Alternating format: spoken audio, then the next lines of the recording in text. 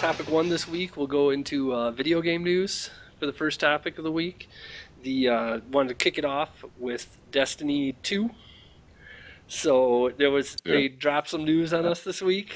Bungie did along the lines of Destiny and what carries over into Destiny 2. And our fucking shitty haircuts. Yep.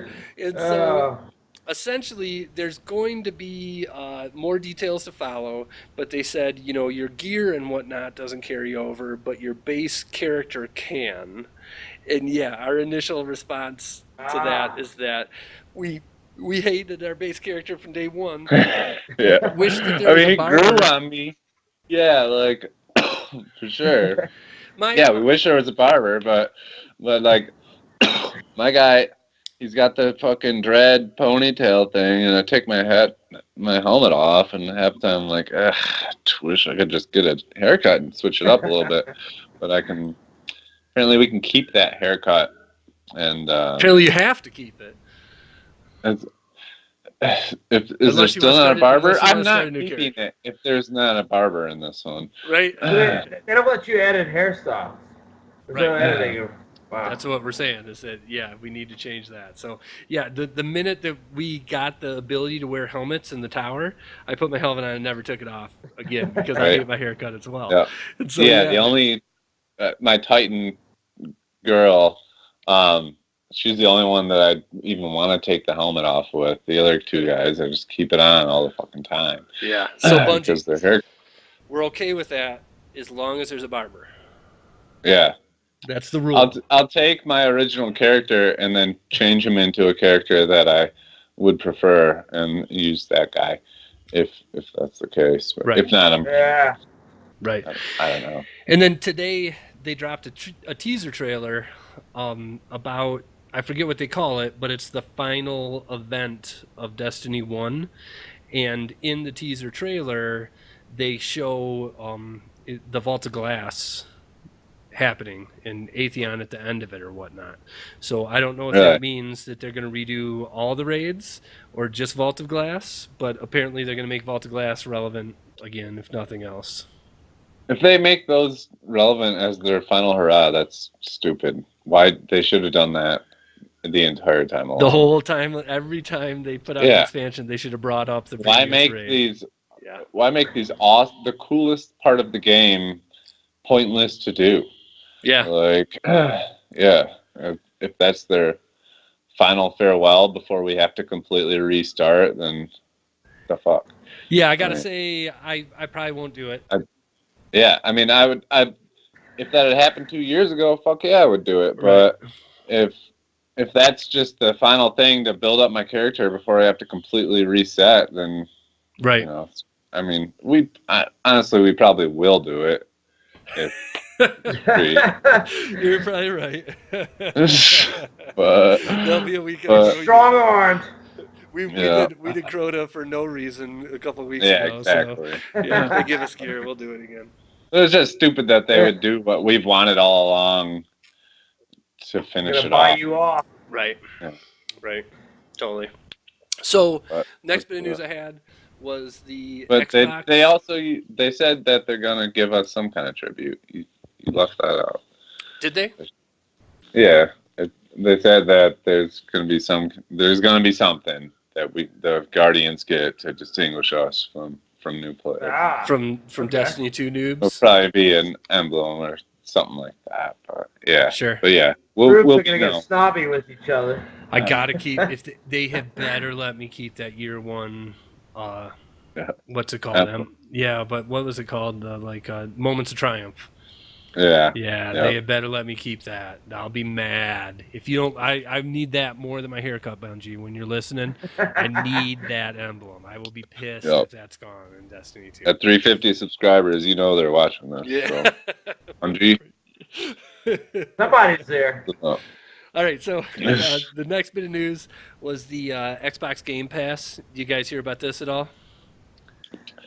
I did.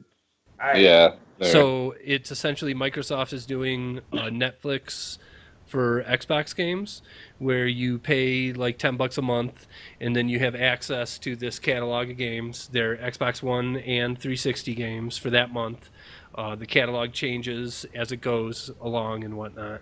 So is it like now? Is it like PS Now? So the difference from Similar? it and PS Now is that you actually download the games to your console and play them that there way. you go. Yeah, so That's you don't have to worry about the network reliability factor. That's the fucking problem with PS Now. Yeah. Yep, totally. People are hyped about it. Yeah. That being said, I feel like for myself, and correct me if you guys think differently, but I don't want to rent games. The games are so cheap nowadays, if you're willing to wait for a sale or whatnot, that I want my own digital collection that's never going to disappear. That there's not going to be some month. I would hate to subscribe to that, be halfway through a game, and then it disappears at the at the end of the month. Yeah, just put them in a legacy collection in the Xbox store or PS store, and just let me buy the old games for $2 to $5 or whatever, and I'll buy them. Right, and whether it was Microsoft or Sony or whoever, if you did that and promised me that, so let's say Sony does it, if they put all their PS1 through PS4 games for sale, even in digital format, and I could go buy all of them, and they promise me that the PlayStation 5, 6, 7, I'm going to have access to that catalog, I will never go outside their ecosystem. Right. I'd never switch back to Xbox. Like, they're so stupid that they're not doing that. It drives me crazy. Yeah. I feel like Netflix, when you're watching movies, it makes sense because a movie is something that you sit down in one sitting.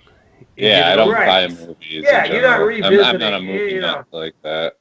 Right. Yeah, you're not revisiting a movie the same way that you do a game in a night or in a week. Right. Yeah. So even like I look on PS Now and I look at there's some good old role playing games on there. If I'm renting that, then there's like this stress on me to where I only want to be playing that until the rental's over and then knock it off. Absolutely. And it's just it's not cool. Yeah. Say Knights of the Old Republic. If I could buy that for $2 or $5, I would. Right. And I would play it an hour a month. Or whatever, just sit down and play it like, great old games. It seems like a ripoff in the same way that a cable package is a ripoff. Sure. Yep. It's the same thing. It's the same tactic. It's like, we'll give you these 400 channels, even though you only use 50. Right. There's that side as well. Yep, absolutely. Yeah. Absolutely. Yep, I've always said that about cable. I would pay for HBO and AMC and FX. If I could pay for FX, AMC, and HBO, I would pay $20 a month for that. But I'm not going to pay $120, right, to get all the other shit channels that I'm never going to fucking watch. A la carte is the model that everybody wants, and nobody seems to pick up on or want to adopt. Well, it's because all the big. There's 3 companies that own all the channels, and they want the content. They want to force you to have all of them. Right. So, is what it is. So, just a few other things before we talk some Horizon. This week, we got some new releases this week that are of note. Neir Automata. Have you guys seen that? No. At all? Man, watch the trailer for that. It looks really sick. It's a follow-up for a PS3 game. Wojo was talking about it last night, that he really liked the PS3 game. It's getting great reviews from everybody. Neir, N-I-E-R. Check that out. Yeah, I got it. Yeah, it looks really, really cool. And then it sucks. They should have waited 6 months or something because there's so many good games right now. It's going to get drowned out for sure in this slew of good games. Also, Ghost Recon Wildlands that launches tomorrow or today if you're watching this video on the day it posts.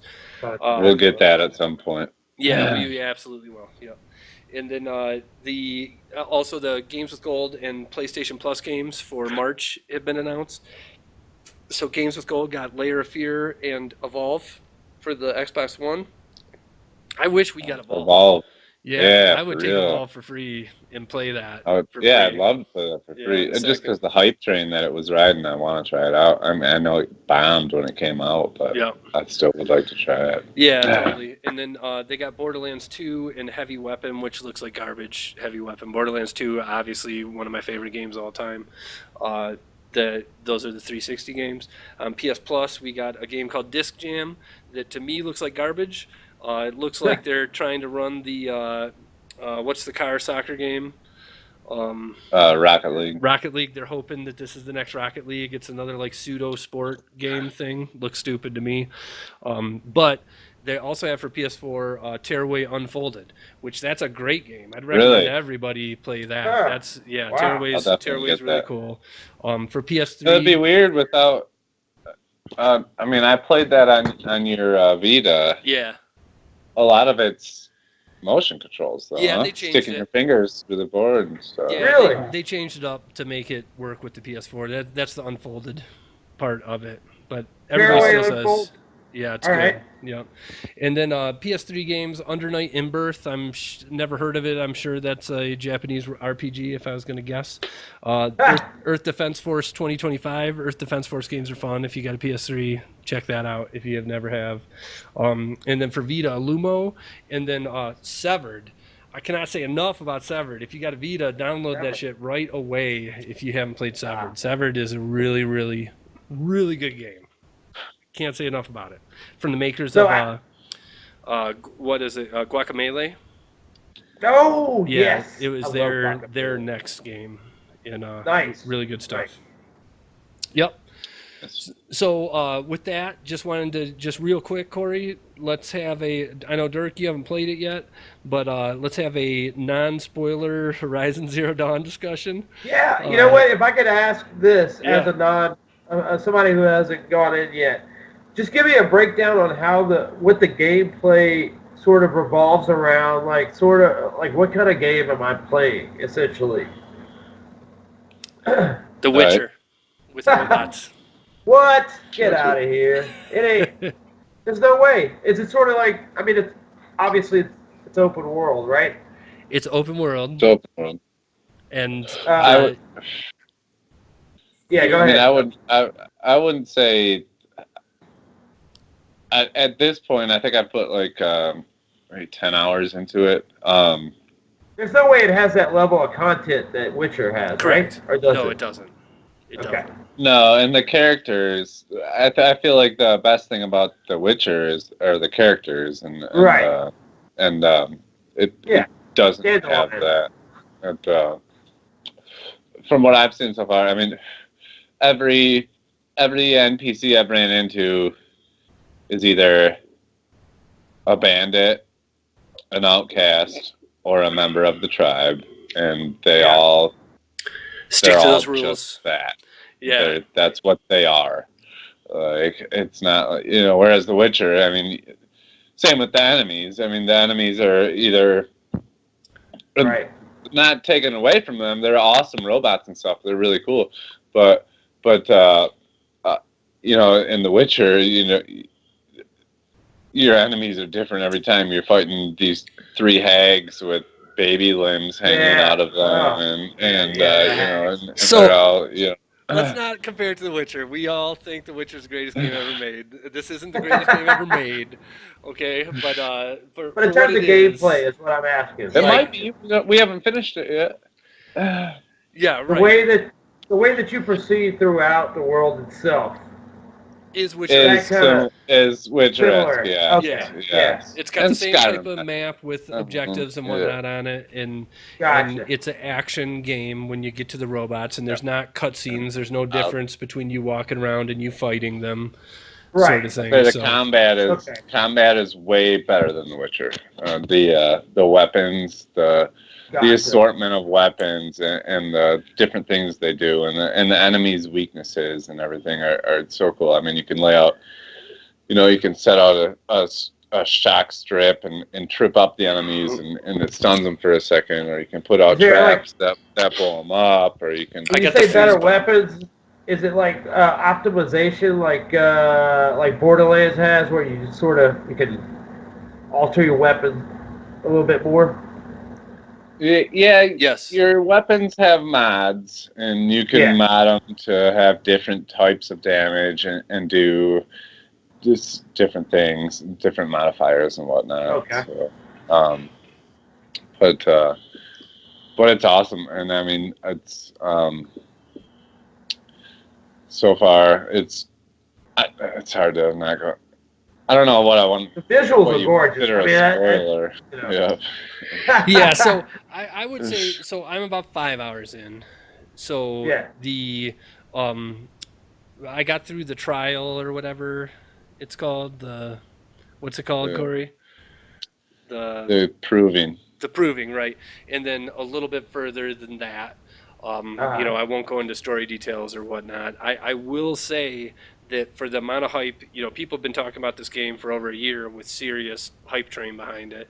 And the amount of hype that this had, the very first kind of hour of the game, I was like super disappointed. It is, I will say the game, it is as Uncanny Valley as the Uncanny Valley gets.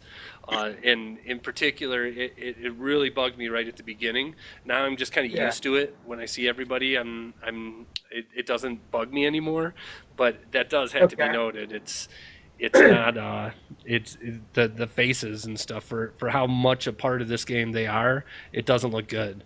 And then as soon as I'm looking at my character from behind, walking through this open world, fighting robots, I'm like, oh, this is the most beautiful thing ever. But I'd say they look better than the newest Fallout. They absolutely look better than the newest Fallout. Let me ask you this as a final question from me. Yeah. Is this like a first day game? Do I go out and buy this next week? Or is this something that it's not going to hurt if I... It's 100% a single player experience.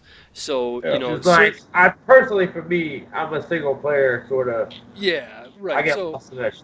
Plus, if you want to avoid spoilers, people say that the story is awesome. Like with The Last of Us, for example. I didn't play The Last of Us until years after it came out. So anytime I saw a post about The Last of Us, I'd have to fly by it. And somehow I made it to play it without it being spoiled. So I mean, if you don't want to have to avoid Horizon spoilers for the next, whatever. Then get it now. Yeah, get it too. Yeah, but other than that, it's not. Some games like Recon Wildlands, that's a game that the most people are going to be playing it on day one. So you want to have it on day one if you know you're going to get it no matter what. Whereas something like this, where it's a single player experience, so as long as you don't care about being a part of the conversation, or like Corey says, avoiding spoilers forever. I listen to 8 video game podcasts a week. And spoilers are huge for me. You know what I mean? If it's now, I'll be dodging Horizon and Zelda spoilers for the next 6 months. You know what I mean? I'll be hitting the power button on the radio when people almost say too much stuff. So throwing your phone at the wall. right, exactly. But so anyways, I just wanted to say that first hour was definitely, I think, doesn't get enough. Weird intro, weird. Right. And I haven't heard anybody say that. And for me, it was like, I was like, really? Is this what everybody's been talking about forever? Now, I felt the same way. Even when they introduced the way,